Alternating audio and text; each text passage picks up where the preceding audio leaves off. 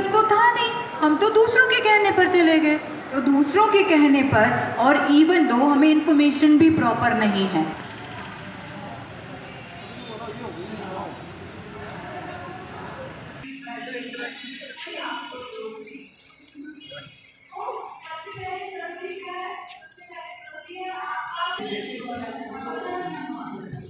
कौन आया, कौन गया, क्यों आया, किसलिए आया, डॉक्टर रामा राया जी, सीएम जी मैडम, हमारे डीन और सर भी आपके सामने आप बहुत देर से देख रहे हैं, और हमारे आप सभी का विद्यालय में पहुंचने पर हार्दिक अभिनंदन, हार्दिक स्वागत।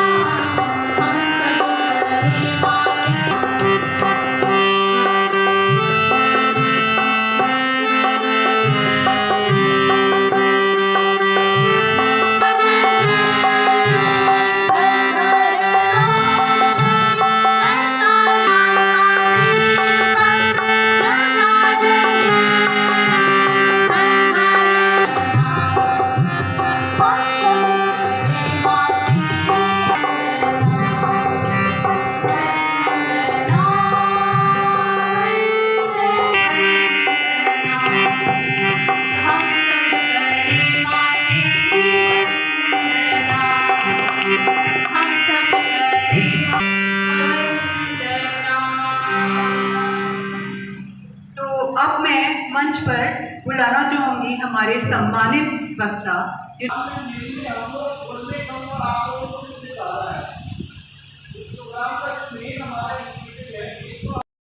आपको पूछना हो कि 10वीं के बाद क्या करते हैं, 12वीं के बाद क्या करते हैं, क्या क्या चीज़ें हैं, तो इनसे पूछना, इनको हमने समझाया है। ये किताब भी रखवाई है यहाँ पे, कभी भी इनसे जाके किताब मांग लेना दिखाने के लिए कि कौन सी 10वीं के बाद क्या है, 12वीं के बाद क्या करना है। तो मेनली तो हमने आपको गाइडेंस देने के लिए और आपको समझाने के लिए कि क्या क्या करियर ऑप्शन है और हम क्या क्या कर सकते हैं, उसके लिए आपको मोटिवेट करने के लिए ये प्रोग्राम रखा है।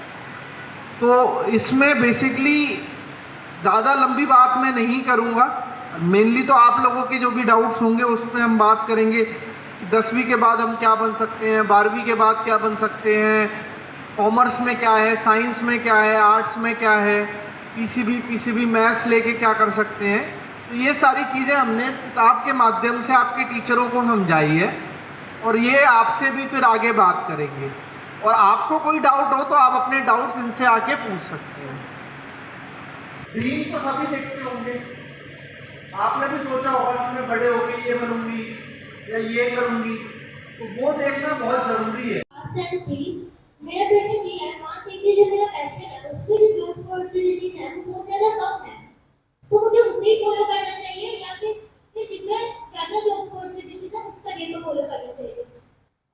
जैसे मैंने अभी बोला था कि किसी के प्रेशर में आके कोई करियर आप ले लेते हो तो उसको क्लियर आपको ही करना पड़ेगा।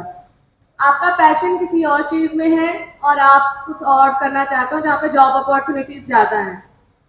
इसका बेनिफिट आपको इनिशियली तो बहुत अच्छा मिलेगा कि यू हैव कि 10वीं और 12वीं के बाद क्या,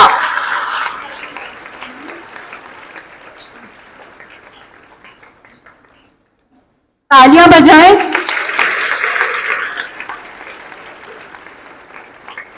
थैंक यू सो मच।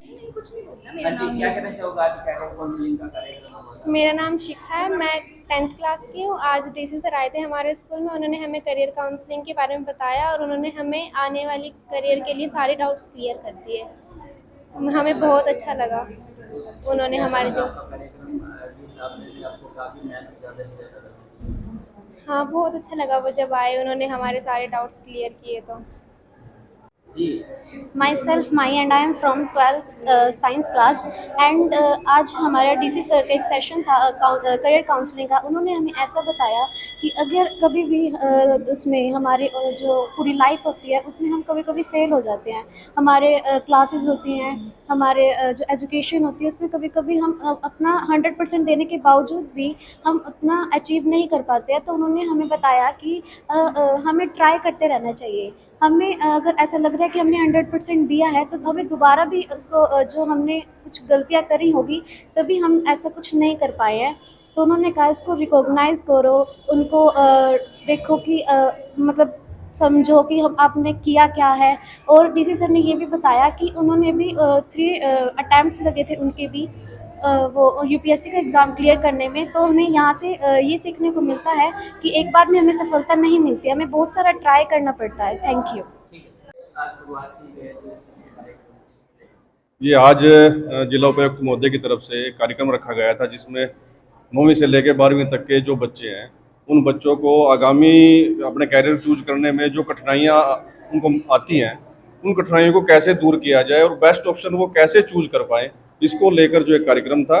आज बच्चों ने उपायुक्त महोदय से अतिरिक्त उपायुक्त महोदय से बहुत अच्छी प्रकार से प्रश्नों को पूछा है और उन्होंने बहुत अच्छे तरीके से उन प्रश्नों का समाधान बच्चों को किया है और बच्चों को आज बड़ा प्रेरणादायक उद्बोधन उनको मिला है। तो मुझे लगता है कि इस प्रकार के कार्यक्रम जो है बच्चों के लिए बहुत उत्साहवर्धक होते हैं, प्रेरणादायी होते हैं और आगामी भविष्य में उनको क्या करना है वो तय करने के लिए बहुत अच्छा इसका कार्यक्रम रहता है।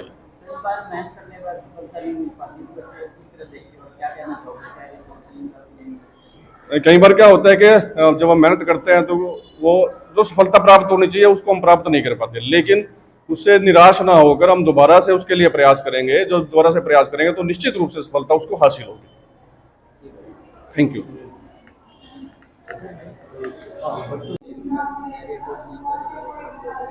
आज माननीय मुख्यमंत्री जी और माननीय मंत्री जी के आदेश पर ये एक करियर काउंसलिंग का प्रोग्राम स्टार्ट किया गया है, मेरा भविष्य मेरा निर्णय, जिसमें बच्चों को उनके करियर गाइडेंस के बारे में थोड़ा सा मार्गदर्शन दिया जाएगा। जितने भी सरकारी स्कूल में 9वीं से 12वीं क्लास तक के बच्चे हैं।